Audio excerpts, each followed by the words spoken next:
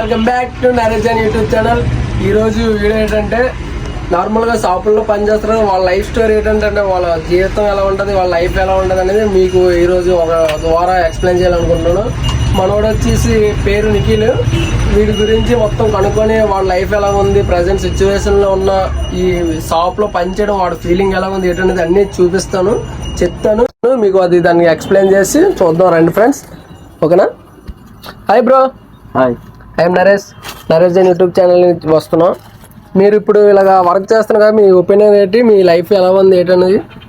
Life అంటే అలాగే ఏం చేస్తున్నారు, బట్టల షాప్లో కష్టపడిపోతే అవ్వదు. మనకి కష్టపడితేనే కదా మాకు ఇది అనేది జరుగుతుంది. అవునా? మీరు ఎంతవరకు చదువుకున్నారు? మేమైతే సెవెంత్. అంటే ఎందుకు చదువు మానేసి ఇలాగ బట్టల షాప్లో చేస్తున్నారు? ఇలా చిన్న ప్రాబ్లం బట్టి నేను మానేసాను, అలాగ అయ్యింది. అందుకే నేను షాపులో పనిచేస్తున్నాను. ఇంకొకటి ఏంటంటే ఇప్పుడు చాలా వరకు ఒకవేళ మీకు కష్టం వచ్చిందంటే ఎవరైనా హెల్ప్ చేసే వాళ్ళు ఎవరైనా ఉంటారా? ఎవరు మనకు లేరు. మనకు మనమే కష్టపడాలి.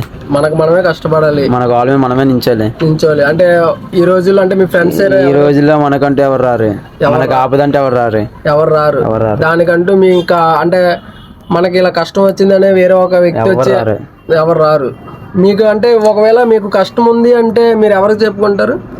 ఎవరు చెప్పుకుంటాం? తల్లిదండ్రులు చెప్పుకుంటాం. మనం వాళ్ళంటేనే మన బాధ తీర్చగలరు. అవునా? మనకంటే తీర్చడం ఎవరు లేరు కదా బాధ. ఇప్పుడు మీరు ఇందులో పని చేస్తున్నా కదా, మీ జీతం ఎంత ఉంటుంది? మనకి 10,000 ఇస్తారు. 10,000 ఇస్తారు, పర్లేదు. అంటే ఇక్కడ నీకు ఎన్ని గంటలు పని చేస్తావు? నేనా తెల్లవారి మార్నింగ్ 10కి వచ్చి మళ్ళీ నైట్ మార్నింగ్ 10కి వెళ్ళాలి. ఇప్పుడు నువ్వు ఇక్కడ పని చేస్తున్నందుకు అంటే మీ ఫ్రెండ్స్ చాలా మంది ఉంటారు కదా, వాళ్ళు అంటే నీతో పాటు చదువుకునే వాళ్ళు ఉంటారు కదా, వాళ్ళు ఒక పెద్ద ప్లేస్లో ఉండి నువ్వు ఇలా ఉన్నావు కదా, నీకు దానికి ఏమనిపిస్తుంది?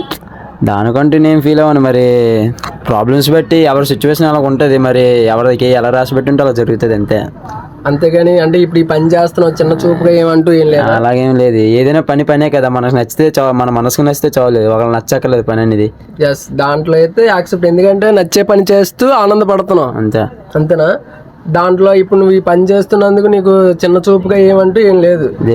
అంటే బయట వాళ్ళు ఎవరు నీకు హెల్ప్ చేయట్లేదేనా? ఎవరు హెల్ప్ చేయట్లేదు. మనకంటూ మన కాలు మనం నిలబడితేనే రేపు పొద్దున్న మనకి సక్సెస్ దొరుకుతుంది.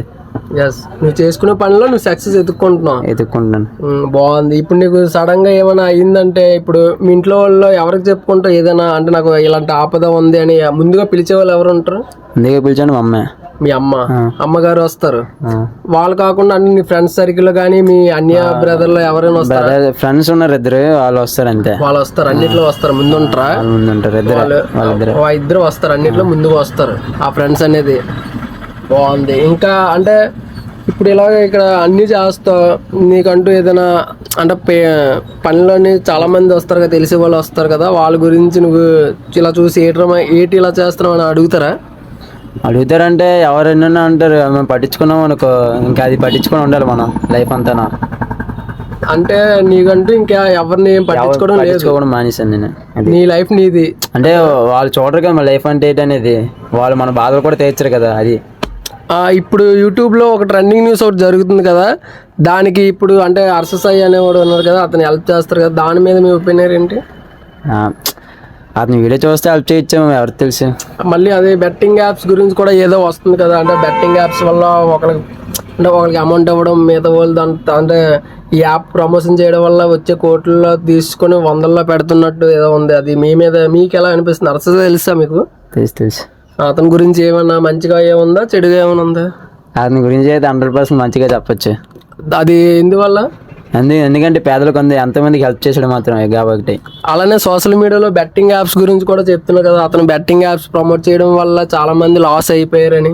అలాగేం లేదు, అంటే వాళ్ళు ఆడుకునే బట్టి ఉంటుంది, వాళ్ళు చెప్పడం బట్టి చెప్తారు. అది మీరు ఎప్పుడైనా ఆడారా బెట్టింగ్ యాప్స్ ఏమైనా? మనకి అలాంటివి ఆడాం, మనకి రాదు కూడా అలాంటివి ఏం రాదు. మీకు మొత్తానికి ఇలాగ ఉంటారు. మళ్ళీ మీ ఉండే ఏరియా అక్కడ మంది రెలివీది. ఇంకా ఇక్కడ మోడల్స్ అందరూ మోడలర్లు అంటారు కదా, అందరూ మోడలర్నా?